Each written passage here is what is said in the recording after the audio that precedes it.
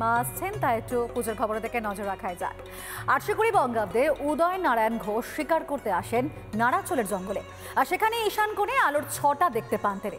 ওই রাতেই স্বপ্নাদেশ পান পুজো করার। পরদিন একটি পিতলের কলসিতে মায়ের অষ্টধাতু মূর্তি পান উদয় নারায়ণ। তারপর জমিদারি পত্তন করেন তিনি, আর শুরু হয় নাড়াচল রাজবাড়ির পুজো।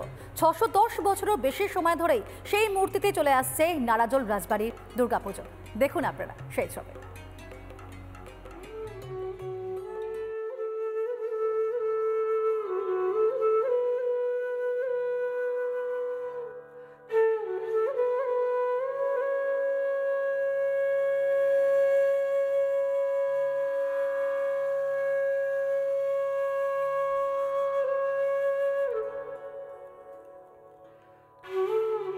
পশ্চিম মেদিনীপুরের নাড়াচল রাজবাড়ি, যার সিংহদুয়ার পার করলেই কানে আসে একের পর এক জনশ্রুতি।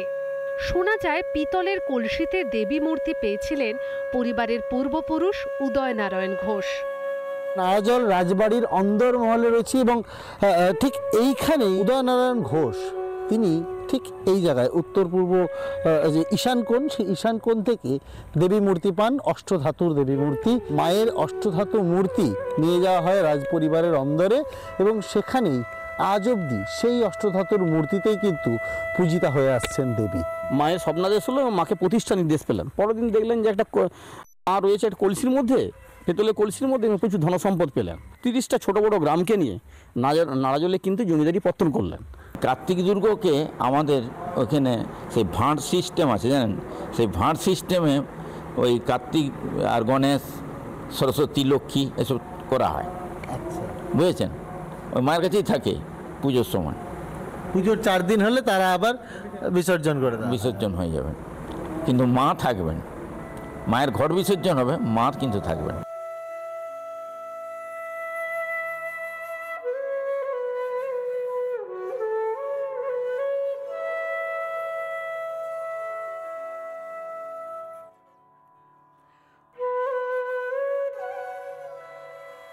একাধিক নিয়মের বেড়িতে কিন্তু পুজো হয়।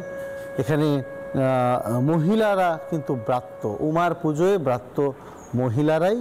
উমার পুজোর যে অঞ্জলি, সেই অঞ্জলিতে মহিলারা অংশ নিতে পারেন না ভোগ রান্নাতেও। ফল টল কেটে দেয়, পূজার জোগাড় করে দেয়, সবই করে দেয়, তবু পুষ্পাঞ্জলি দিতে পারেন না। আর আমরা যে অন্য জায়গায় যে দেবো তাও আমাদের চলে না।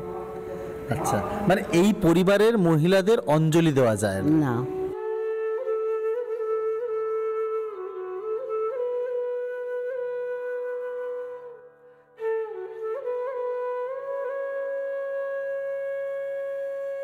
বৈষ্ণব মতে পুজো হয়, তবে সন্ধি পুজোয় অদ্ভুত ঘটনা ঘটে।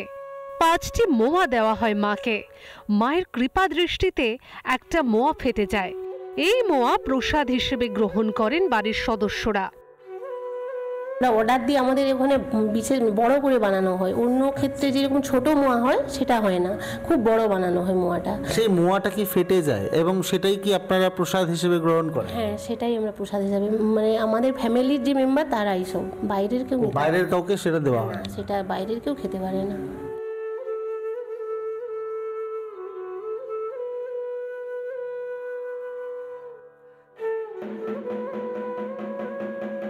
ষষ্ঠীর দিনে হোমের যে অগ্নিকুণ্ড জ্বালানো হয়, দশমী পর্যন্ত তা জ্বলতে থাকে। অতি প্রাচীন এই পুজো ঘিরে এখন সাজো সাজো রব নাড়াচল রাজবাড়িতে।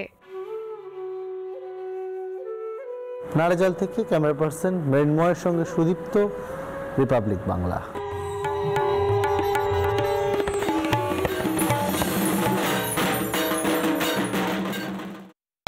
নানা ধরনের কন্টেন্ট দেখার জন্য লাইক করুন, শেয়ার করুন আমাদের ফেসবুক পেজ, সাবস্ক্রাইব করুন আমাদের ইউটিউব চ্যানেল। পাশাপাশি অন্যান্য ব্রেকিং নিউজের জন্য অবশ্যই চোখ রাখুন রিপাবলিক বাংলায়।